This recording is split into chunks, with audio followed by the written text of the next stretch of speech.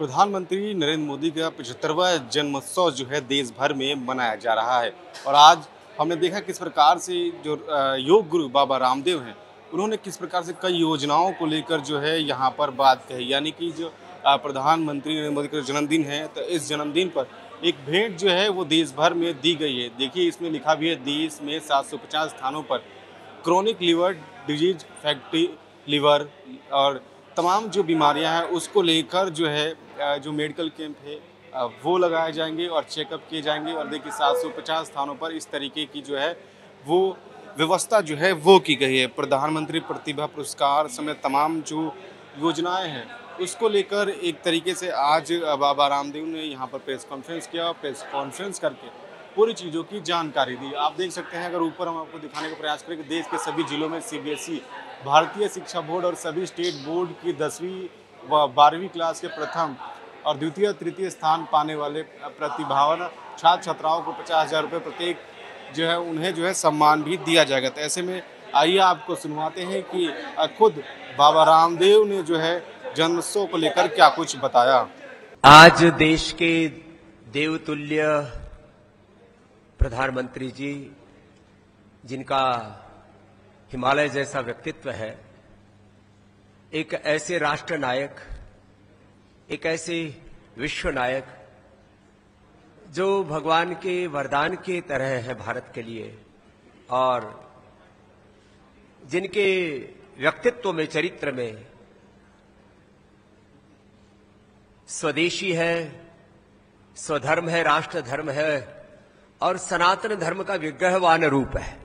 ऐसे देश के प्रधानमंत्री जी के 75वें जन्म दिवस पर उनके दीर्घायुष्य शतायु होने के लिए भगवान से प्रार्थना करते हैं, क्योंकि एक व्यक्ति है जो देश को दिशा देता है और देश की नियति को और देश की नीतियों को तय करने में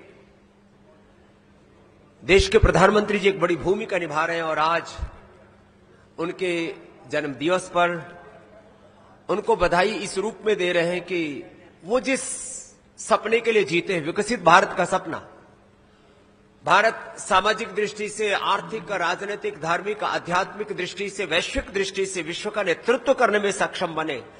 देश को पहली बार यह देश में हुआ है कि लीवर फेलियर, किडनी फेलियर ठीक हो सकते हैं।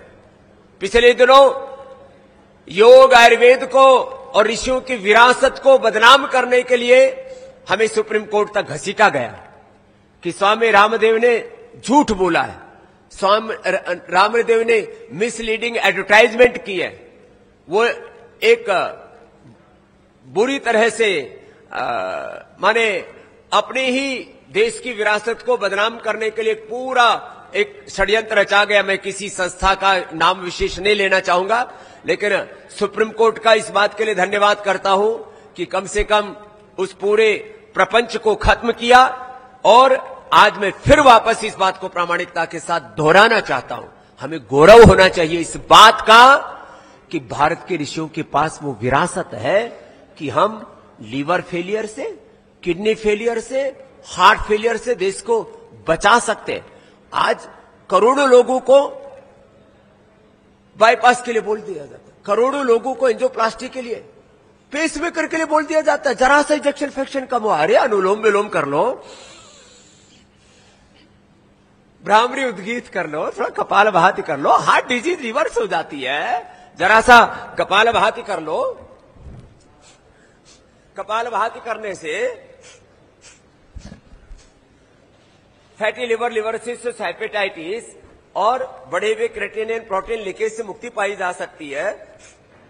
ये सिंपल सी एक्सरसाइज है, लेकिन लोग जो है मोटा मोटा पेट लेकर के घूम रहे हैं। आप पत्रकारों के ऊपर तो टिप्पणी करूंगा नहीं, क्योंकि आप में से भी बहुतों का पेट इंडिया गेट की तरह आगे निकला हुआ है, लेकिन आप भी कपालभाति करना। और ये देखो,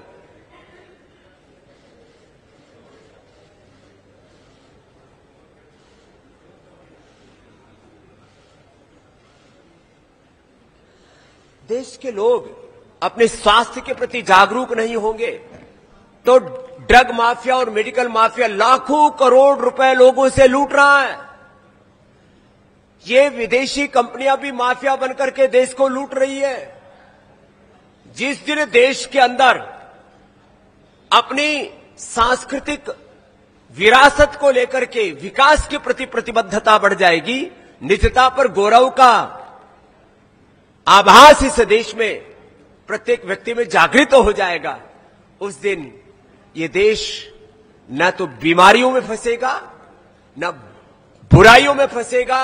ये मेडिकल माफिया, ड्रग माफिया, नशा माफिया ये देश को लूट न सकेंगे।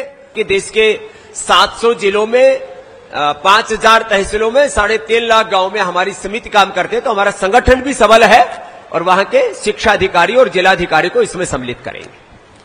तो इसमें कोई किसी भी प्रकार का कि कोई अव्यवस्था नहीं होगी जी।